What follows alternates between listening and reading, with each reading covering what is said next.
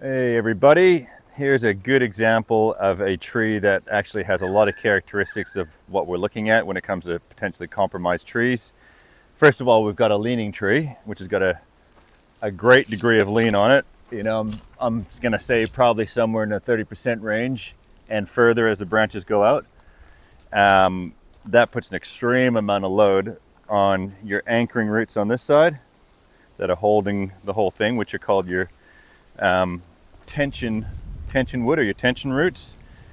And on this side we have compression roots, so the whole thing is going to be being, the roots are being compressed of the leverage from the tree.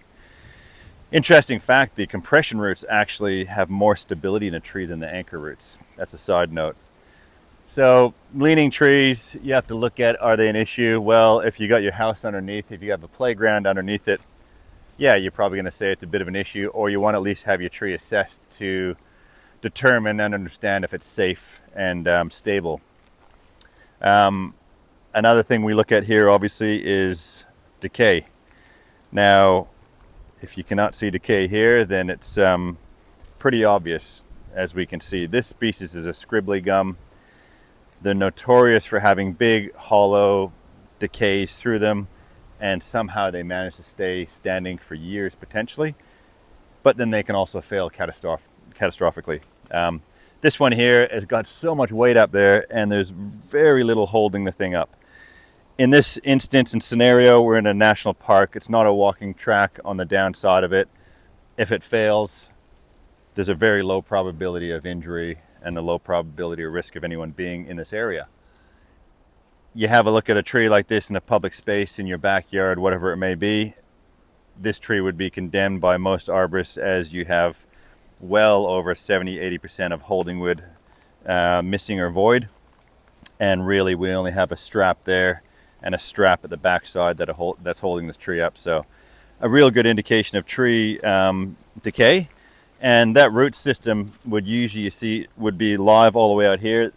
This is all the old roots, which is all decayed and dead also. If there's a decay and dead section there, all the roots underneath that section are also going to be dead, which leaves this tree structurally and in its integrity compromised.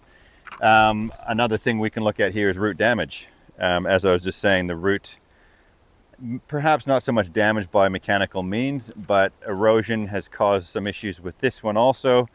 You have a lot of large surface buttressing roots here because it's hitting rock, so it's running on the surface. Erosion's washed a lot of the topsoil away, leaving the roots exposed, which tree roots don't grow when they're exposed to air. They need to be in soil, etc. So a little bit of root damage there. A lot of the root damage we look for is caused by mechanical means, perhaps doing renovations in the backyard, civil sites, commercial trees being damaged by excavators, mechanical means, etc. So yeah, it's a good example of a tree that has multiple things going on, and you'd certainly be getting it assessed if it was in your yard, your school, your commercial area, your public space.